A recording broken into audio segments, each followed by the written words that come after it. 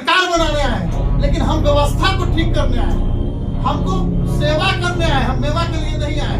तो हम लोग अभी सत्ता और सरकार के लिए नहीं आए, हम लोग अरवल की व्यवस्था को ठीक करने आए हैं। व्यवस्था ठीक होगी तो सारा चीज ठीक होगा, सरकार बनाने नहीं आए। यहाँ के जो बदहाल जो स्कूल है, जहाँ पे न लैट्रिन है, न बाथरूम है, न शुद्ध पेयजल है, न पानी की व्यवस्था है, न बच्चों के पढ़ने के ढंग से क्लास है, उसको ठीक करने आए हैं। यहाँ के जो बीमार अस्पताल है, हम उसको ठीक करने आए हैं।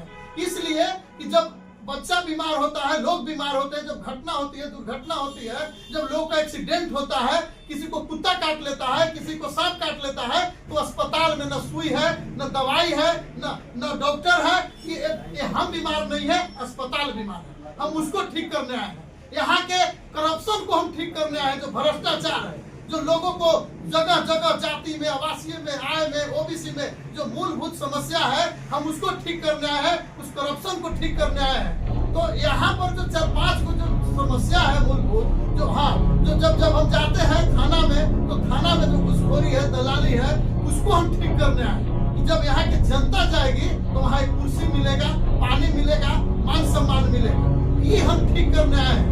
हमको यहाँ पद की चिंता नहीं है। अरुण यादव भूतपूर्व सैनिक, हम अपना पद को छोड़ के आए हैं, तो हम पद के लिए हमको चिंता नहीं है, अरवल की व्यवस्था की चिंता है, और हम व्यवस्था को ठीक करने आए हैं। आप बहुत अच्छा सवाल किए हैं, इसके लिए बहुत बहुत धन्यवाद आपका। तो जनता से उम्मीद क्या लगाते हैं? जनता से हम यही उम्मीद लगाए हैं कि इस बार कोई जाति का जीत हो चाहे ना हो, कोई पार्टी का जीत हो चाहे ना हो, इस बार अरवल की जनता का जीत जरूर हो, यही उम्मीद है। हम बता रहे हैं कि पूरे विभाग में, पूरे सिस्टम में अफसरशाही है, असम में भ्रष्टाचार है, उसी को हम ठीक करने आए हैं। जब हम विधायक बनेंगे तो निश्चित तौर पर कहते हैं कि अरवल के जनता को हक अधिकार मिलेगा, अरवल के जनता को प्यार मिलेगा।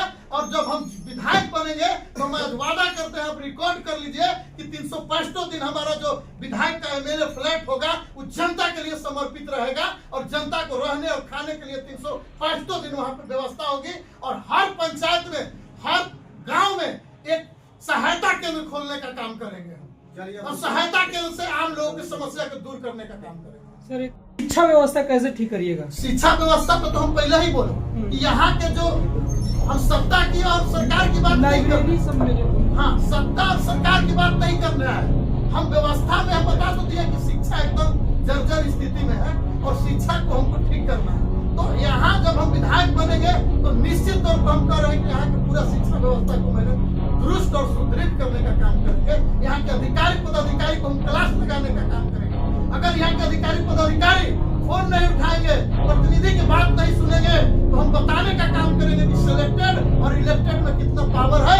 जनता से इलेक्टेड होकर हम जाएंगे और सिलेक्टेड और इलेक्टेड को लोग परिभाषा सिखाएंगे। यही हम बताने का काम कर रहे हैं आप लोग प्रिंट में बंधुओं के साथ, कि वो सिलेक्टेड होके आए हैं और हम जनता के बीच से इलेक्टेड होके जाएंगे, तो उनको हम क्लास लेने का काम करेंगे। अगर वहाँ पे शिक्षा विभाग अगर लापरवाही करें, अगर चुनाव जीत के आप विधानसभा में सबसे पहले फर्स्ट मुद्दा क्या होगा? सबसे पहले फर्स्ट मुद्दा है कि हमारे अरवल में सबसे ज्यादा घटनाएं होती है, रोड दुर्घटना, और रोड में सबसे ज्यादा एक्सीडेंट होता है। पूरे बिहार से सबसे ज्यादा यहाँ जो है सड़क दुर्घटना मौत होती है, और मौत जो है सबसे बड़ी, कितने माताएं बहने की गोद सुना होता है, कितना का बेटा चला जाता है, पति चला जाता है, परिवार चला जाता है, उससे बड़ा कोई दुख नहीं है। तो सबसे पहले हम यहाँ ट्रामा सेंटर देने का काम करेंगे, कि जब यहाँ पर दुर्घटना होगी तो सबसे पहले उनका इलाज होगा, उनकी जान बचाने का काम करेंगे। उसके बाद हम जनता के बीच बैठ के जनता से मांग करेंगे कि आप लोग को क्या चाहिए।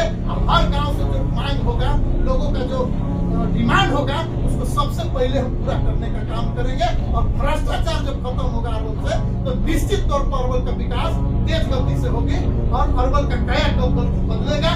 जब तक अरवल में परिवर्तन नहीं आएगा, तब तक अरवल का विकास नहीं होगा। यहाँ पर जो 2 उम्मीदवार आए हैं, एनडीए का और इसका इंडिया गठबंधन का, ये दोनों अभी इनको जो इंडिया के जो उम्मीदवार आए हैं, मनोज शर्मा, इनको अभी अरवल के जो क्षेत्रफल पता नहीं, अरवल को ये कहां से कहां तक अरवल विधानसभा का सीमा है ये भी पता नहीं है। ना ही कोई जनता को जानते हैं, पहचानते हैं, ना अरवल की मालिक जनता इनको पहचानती है, ना इनका कोई अरवल में प्रभाव है, और ना अरवल में कोई इनका योगदान रहा है। तो ऐसे पैराशूट उम्मीदवार को, ऐसे जो हवाई उम्मीदवार को अरवल की जनता भली भांति जान चुके हैं, इनको बैरन वापस भेजेंगे। हमको यही उम्मीद है। अरवल की महान जनता इस बार अरवल की बेटा को, अरवल के नेता को, अरवल के कुर्सी पर बैठा के, अरवल को विधायक बना के सदन भेजने का काम करेगी और अरवल का आवाज उठाने का काम करेगा। अगला बिहार के मुख्यमंत्री आप किनको देखना चाहते हैं? अगला बिहार के मुख्यमंत्री बिहार की जनता तय करेगी। अब हम इसको तय नहीं करेंगे, बिहार की जनता तय करेगी। उसका निर्णय लेने वाले अभी बहुत शीर्ष नेता हैं और पार्टी के लोग हैं। कि बिहार की जनता तय करेगी, हम तय करने वाले नहीं है। कि लोकतंत्र में जनता मालिक है, जनता सर्वोपरि है। जनता जिसको जनादेश देगी मुख्यमंत्री बनेगी। महिलाओं को आप क्या संदेश देना चाह रहे हैं? महिलाओं को हम कहेंगे कि आधी आबादी महिला को मैं सम्मान करता हूँ कि महिला का जो हक अधिकार के जहाँ बात होगा, जहाँ पे उनको लड़ने की जरूरत होगा, उनको हक अधिकार की बात होगा, उनके लिए हम मजबूती से आवाज उठाएंगे। एक एक चीज उनका हम मांग करेंगे। महिलाओं के लिए अरवल में हम देखते हैं कि महिलाएं तड़पती रहती है। कहीं पे पेयजल की व्यवस्था नहीं है, कहीं पर यूरिनल की व्यवस्था नहीं है। बाजार में महिलाएं आती है तो शौच के लिए उनको वापस घर जाना होता है, टॉयलेट के लिए वापस घर जाना होता है। तो हम एक ऐसा अरवल में व्यवस्था बनाएंगे, सुलभ शौचालय में जाके अपना जो है शौचालय करेंगे और पेयजल की उनको कोई समस्या नहीं होगी। सबसे पहले हम महिलाओं के लिए ठीक करने का काम करेंगे, क्योंकि हम तो पुरुष वर्ग हैं, कहीं भी चले जाते हैं, लेकिन हमारे माताएं बहनें बेटी जो आती है वो तड़पती रहती है या चाहे घर जाने के लिए विवश रहती है कि हम घरे जाएंगे, हमको टॉयलेट लगा है, हमको सब तरह तरह की समस्याएं हैं। तो बेटी बहनों के लिए हम सबसे पहले बाजार में और जगह जगह पंचायत में, गांव में उनके लिए हम व्यवस्था करने का काम करेंगे। उनके ऊपर उनके लिए हर तरह का व्यवस्था करने के लिए हम बात करेंगे। और ज्यादा हम क्या कहें महिलाओं के लिए, एनडीए और इंडिया के बीच में आपका मुकाबला है सर। एकदम। क्या अरुण यादव एनडीए और इंडिया को परास्त कर पाएंगे? एकदम अरवल फतह होगा और अरवल एकदम निश्चित तौर पे हम फतह करेंगे। अरवल की जनता की ताकत सबसे बड़ी ताकत है। इस बार अरवल की जनता का पूरा अपार समर्थन हमको जैसे मिलने जा रहा है, तो निश्चित तौर पर हम कह रहे हैं कि हमको प्रचंड बहुमत से हमको जीत होगी। एकदम पूरी अरवल की जनता त्राहिमाम है और एक ही अवसर बचा है, अरुण कुमार। अब की बार अरुण कुमार, अरवल की जनता है तैयार। अब की बार अरुण कुमार, सबसे आगे अरुण कुमार, अरवल की मांग है सबसे आगे अरुण कुमार। अब की बार अरुण कुमार, अरवल मांगे अरुण कुमार। पूरा जनता में चर्चा चल रहा है। कोई अरवल की जनता के पास कोई ऑप्शन नहीं है। अरवल की जनता इस बार अरवल की बेटा को, अरवल की नेता को, अरवल की कुर्सी पर बैठा के अरवल को और सदन में भेजने का काम करेगी। तब जाके अरवल का हक अधिकार मिलेगा, अरवल तेज गति से विकास होगा। कहीं कहीं देखते हैं कि अरवल जिला का नाम तक नहीं है। तो अरवल जिला का जब तक बेटा बहादुर वीर यहाँ का जब तक नेता नहीं बनेगा, तब तक सदन में आवाज नहीं गूंजेगा।